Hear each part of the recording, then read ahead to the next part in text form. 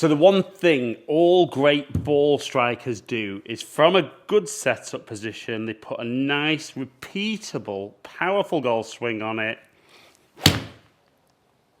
that transfers the energy nicely from the club head into the ball, producing good distance from the club speed generated with great control.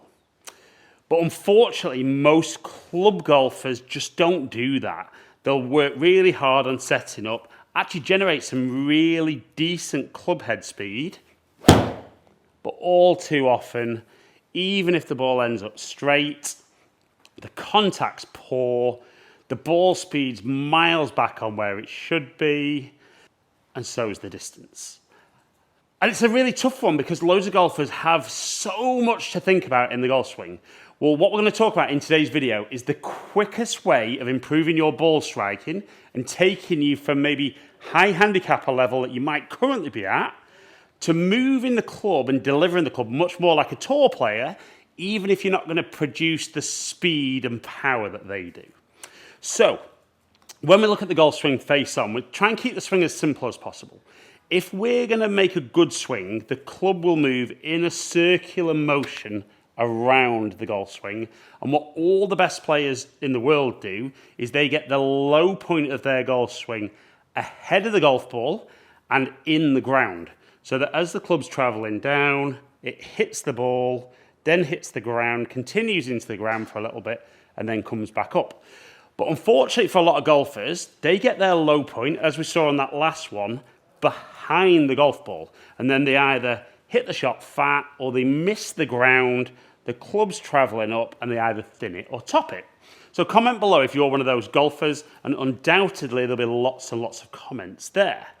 So I've spoken in other videos about sometimes just looking ahead of the golf ball can make a massive difference. For a lot of golfers, even just looking ahead to begin with can improve the shot, improve the strike, and get that low point ahead like we see there. And from decent club head speed, some nice ball speed, and the ball's getting out there.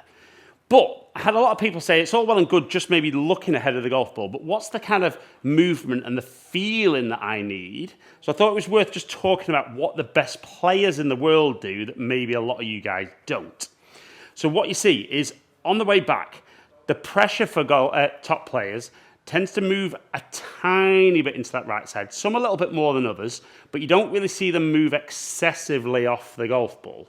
Because in order, if they've moved a long way off, they need to move a long way back in a very short space of time.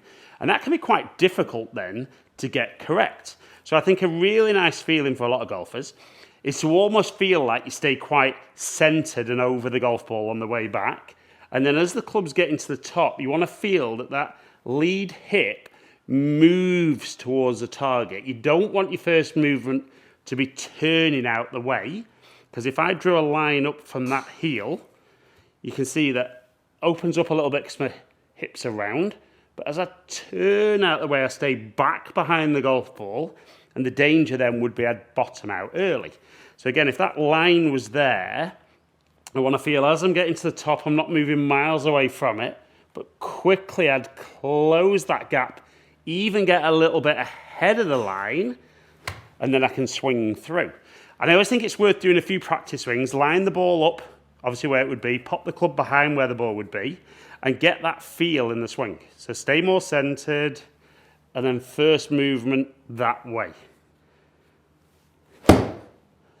And straight away I could see how I touched the mat much further forward than even the couple of good shots that I've hit there. So it's get that feel, centered, close the gap. And I know a lot of you might say, you know, am I kind of reverse pivoting there? No, don't worry about that. You know, as you move your arms and club, the pressure will move this way. We're just trying to restrict maybe a little bit of how much side-to-side movement, because if the side-to-side's moving around, you can see it's going to be very hard to sync everything up and time it up. So, particularly when I do this with golfers face-to-face, initially they found that incredibly simple. Maybe when we introduce the ball, they're not quite as good. And my thing is always, if a golfer's trying to help the ball in the air, you're always going to see that either staying centered and dropping back, or you're going to see them get back behind the ball and stay back. Remember, the loft of the golf club, if the shaft leans forward, the club's traveling down into the ball, we can utilize the loft then to get the ball in the air. So, maybe a couple of thoughts. Being a bit more centered and then early shift and really aggressively towards that lead side. So we're going to set up to the ball, try and get that feeling in the swing. Felt a bit more exaggerated for me than normal. And we can see there, 2.8 inches ahead. Ball speed, 117, just under 117. Smash factor at 1.34, and the club's travelled down. A nice carry at nearly 159. But that there feels, even for me, felt like I probably moved a little bit less this way, which made it a little easier to get ahead. Now, what I would say, when you see the best players in the world, particularly with a bit of loft in their hands like that, I was 2.8 inches ahead, so 3.6 degrees down. Some of the guys on tour, even with these short irons, are kind of 4, 5, 6 inches ahead. So you can see they're really de-lofting the golf club. Now, what I would say is if you've got tons of club head speed like them, that's okay. Maybe not for everybody, but if you could be that kind of distance ahead with the divot into the ground, you're going to hit a lot of high-quality golf shots. So let's get that feel again. Stay centered and then close that gap early. Definitely feels different. So again, get that feel. Again, love that. And again, low putt a little bit further ahead, a little bit more speed as well.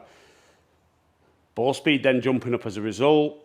Club travel down a little bit more and carry that little bit longer. But even for me there, generating a little bit more club head speed, it actually doesn't feel like I'm trying to swing any quicker. But the big thing is, because the club's coming back more this way into impact, even though I'm swinging quicker, I'm seeing a bigger jump in that club head speed. So great striking, good control, and good distance. Let's go one more. Definitely don't feel that was as exaggerated as I could be, but let's try and do it more on the shot. That felt really good. So again, good club head speed. Low point 4.4 inches ahead, so clubs travelled down a little bit more. Ball speed just dropped off a little bit. Launched very low for me, that, and carry at 157. But as a general rule, what you will see is, and it is a very general rule, the higher the handicap, either the less good they are at controlling low point, or the tendency is the further back it tends to become.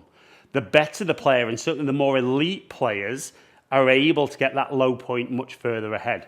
And it's simply because even if they do move a bit more on the way back, they're so aggressive with that initial glide towards the target that they're able to then turn out the way, deliver the club with nice shaft lean, compress the ball. And like I said, if you can work on that and get more of that feel in your golf swing, that's definitely the quickest way to improve your ball striking.